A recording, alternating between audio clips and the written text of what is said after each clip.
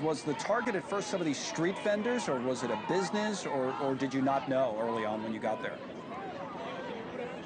We had heard that they were going to target undocumented people who were selling those little vendors on the side of the street, that there were several right around Broadway and Canal. And when we got here, as I mentioned, there were several different media outlets. There were people with cameras. People had been tipped off. So this man saw that we were sitting there. He said, "You guys are media. Something's going on." And we just, kind of sat back. It's not our job to, we stay out of it. And they saw an ICE agent coming down the street, and he ran down the street and started yelling, "ICE, ICE, ICE, get out of here." So they took him into custody. It turned out that he was, in fact, local and an American citizen, and they let him go. Then 2 blocks later, that's when they made another arrest of someone who was here illegally. They put them into custody.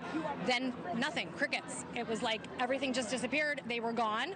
We were kind of packing up our things, and we got word that something was happening down on Canal. We headed down to Canal, and that's when we saw all of the protesters. So they're telling us that someone was taken into custody. We believe, and again, we can't confirm that it was an undocumented person who was taken into custody, rather a protester. There were several people there who were kind of egging the ICE agents on, pushing them, standing in front of their cars, and so as soon as they would pull them kind of out of the way, that's when it would start shame, shame, shame, shame. What's also difficult is everybody's wearing masks or some kind of covering. So the person that we just saw arrested live, he had that face covering on. So they're telling them to pull him down. Well, ICE also has them. They're also walking around with these, pepper spray guns, and you saw the big tank, coming through here as well. So of course they're covered up. Do we know if the operations are continuing? And it seems like they moved from location to location. Or again, you're talking about this being a protest, but there were clearly federal agents there doing something when you arrived there. But has that wrapped up, or is that continuing, or do we not know? Those federal agents are out of here at this point. We are just seeing police. They got in, they took off. We saw them when they fled the scene. Now it's protesters who are yelling at New York City police officers, who again are just kind of protecting Foley Square. One woman is yelling, "Shame on you," and I'm sorry, it might be a man yelling "shame on you," just trying to, get police officers here to react. These police officers had nothing to do with any of this. They're just kind of, taking care of this area and watching people who are coming out of the courthouse and trying to head home for the evening. But yes, they were, the goal here was to make arrests initially.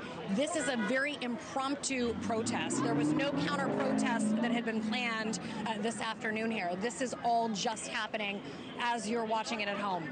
Okay, so just for where people are located, by the way, watching NewsNation live coverage of a ICE immigration enforcement operation that's turned into a protest in real time in New York City. Jessica Kartalija is covering it in Lower Manhattan. I'm Connell McShane in the studio. And as we watch this, we're right around, and you described it, Foley Square, where many of the courthouses are, both local and federal, federal buildings down there as well. So are any of those buildings, as far as you know, involved in any way in any of this?